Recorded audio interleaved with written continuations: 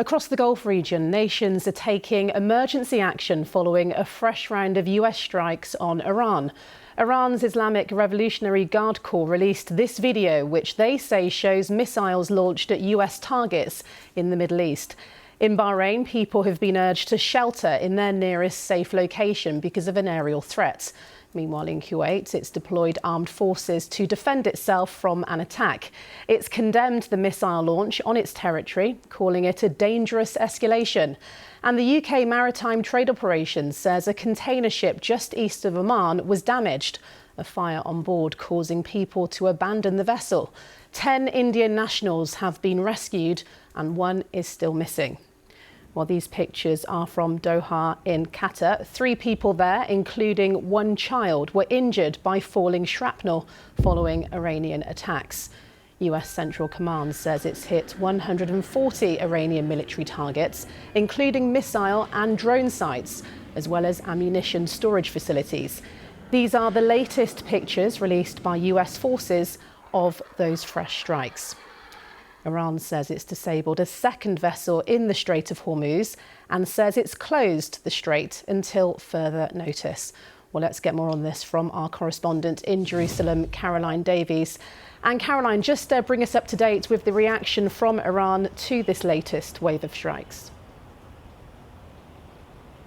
I think all of this is really centering around the Strait of Hormuz, as you detailed there. We've seen a number of strikes back and forth between the US and Iran, but this all started after there was another ship that had been hit close to the coast of Oman. We then had a response from Iran saying that it had fired a warning shot, struck a vessel that it said that was travelling on what it referred to as an unapproved route. It then also gave a warning saying that retaliation would be met with a severe response. But of course, we then saw US strikes on Iran, Iran strikes on US military bases, very similar to what we've seen in the course of the last few days. This is the 3rd time we've had a strike in the course of a week. And I think it's worth pointing out 2 things. Firstly, the fact that this cargo ship seems to have been hit or seemed to have sustained this damage while close to the coast of Oman. And secondly, that referral by Iran talking about an unapproved route. Now, Iran wants to have ships coming through its designated routes, which go closer to its coastline.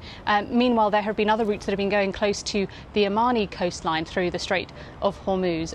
The big concern I think that Iran has is it does not want to look like it is losing any form of control over the Strait of Hormuz, not just because that is important for its negotiating position, because ultimately that is one of its major trump cards in the negotiation between the US and Iran, the fact that it can ultimately end up having a stranglehold over the global economy, as we saw earlier, of course, in this conflict too, when the strait was closed previously. But also Iran is portraying this as being part of its sovereignty, that it wants to have control over the strait. Meanwhile, the US has been adamant that Iran does not have control over the Strait of Hormuz. And so every time one of these ships is being hit, the US then responds back and the whole cycle begins again. I think the bigger question as well is what happens next from here and whether or not this tactic is working. So if the point of the US response was to try to deter Iran from hitting these ships in the first place, that doesn't seem yet to be working because, of course, we had these series of strikes. The same thing has happened again. So the next question is, how do you get out of this tit-for-tat, back and forth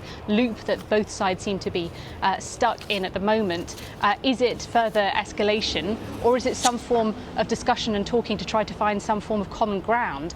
That is one of the big questions. And of course, we do know that that there are due to be talks happening in Oman. We know as well that I think one of the sort of Iranian officials have already arrived in Oman for those discussions. But you can only imagine the level of tension, a level of difficulty in approaching those talks after the level of escalation we've seen in the course of this week. And Caroline, as you say, the cycle continues. Where do you think this leaves the Memorandum of Understanding at this point?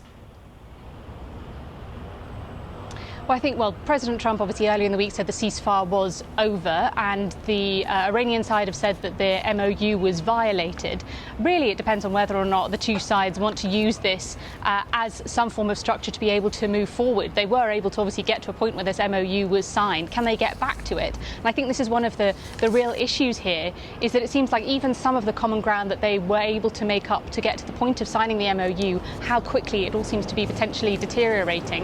It might be that they use that MOU as a continued structure. At the moment, it's not entirely clear where it's completely and utterly gone, or whether it could still be brought back and used.